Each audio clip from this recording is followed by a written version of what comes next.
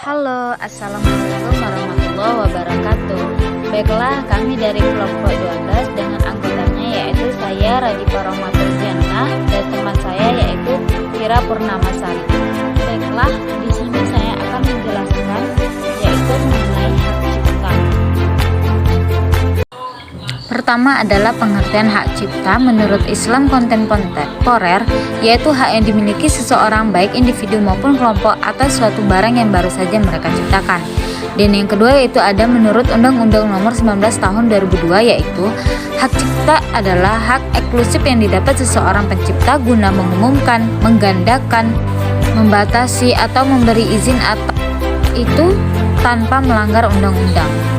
Yang kedua yaitu adalah sejarah hak cipta. Hak cipta pertama kali ada di Indonesia itu yaitu pada tahun 1952 yang berada di kota Bandung.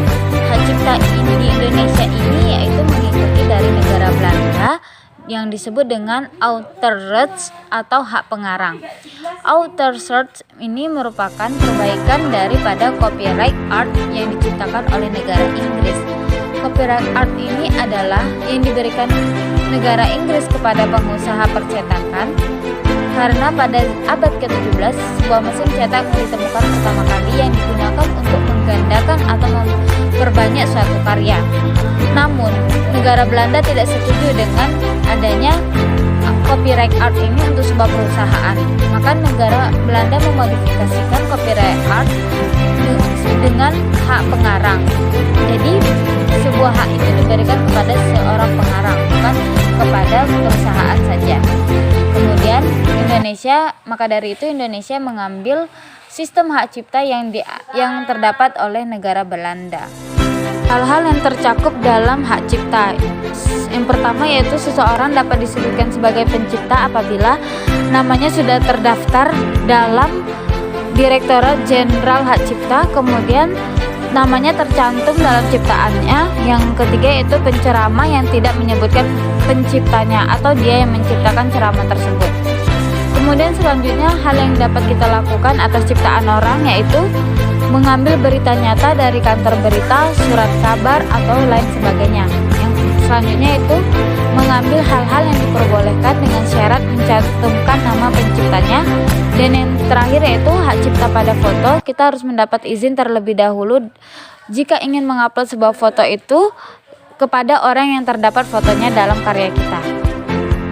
Kemudian sifat hukum hak cipta itu ada 3. Yang pertama, benda bergerak imaterial, yaitu hak ciptanya dapat dipindahkan ke orang lain dengan bukti akta, atau jika pada ahli waris itu tidak perlu dengan bukti akta. Kemudian yang kedua yaitu hak cipta dapat dibagi, dan yang ketiga ada hak cipta tidak dapat disita, yaitu perolehan dan pelaksanaan hak cipta. Adapun yang diperoleh yaitu terdapat 2 hak. Yang pertama itu hak moral atau hak seseorang pencipta yang tidak dapat diganggu gugat dan diambil oleh pihak lain tanpa izin dari penciptanya. Yang kedua yaitu hak ekonomi adalah hak yang berkaitan dengan hasil dari karya itu diciptakan berupa bayaran atau pameran atau kompensasi dari suatu karya yang dia hasilkan. Dalam pelaksanaan hak cipta sendiri yaitu yang paling penting adalah pendaftaran hak cipta. Hak cipta ini didaftarkan ke Direktorat Jenderal Hak Kekayaan Intelektual dengan syarat-syaratnya yaitu mencantumkan nama pencipta dan pemegang hak cipta, kemudian tanggal penerimaan surat permohonan, tanggal lengkapnya persyaratan, nomor pendaftaran, dan membawa contoh karyanya. Pelaksanaan hak cipta juga terdapat masalah-masalah yang akan terjadi.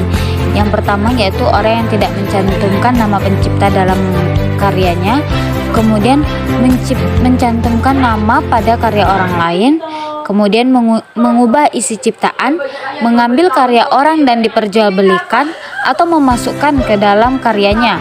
Dan yang terakhir adalah menerbitkan tanpa izin dari pemilik karya tersebut. Kemudian yang terakhir itu ada jangka waktu hak cipta. Yang pertama itu berlaku selama penciptanya masih hidup atau 50 tahun setelah penciptanya meninggal. Contohnya itu ada karya tulis, seni musik, seni rupa, dan lain sebagainya. Yang kedua yaitu berlaku 50 tahun setelah karya diciptakan. Contohnya adalah program komputer, rekaman suara, dan lain sebagainya. Dan yang terakhir itu adalah berlaku selama 25 tahun setelah karya diciptakan. Contohnya itu ada fotografi atau videografi. Baiklah, itulah penyampaian materi dari kelompok saya. Terima kasih. Wassalamualaikum warahmatullahi wabarakatuh.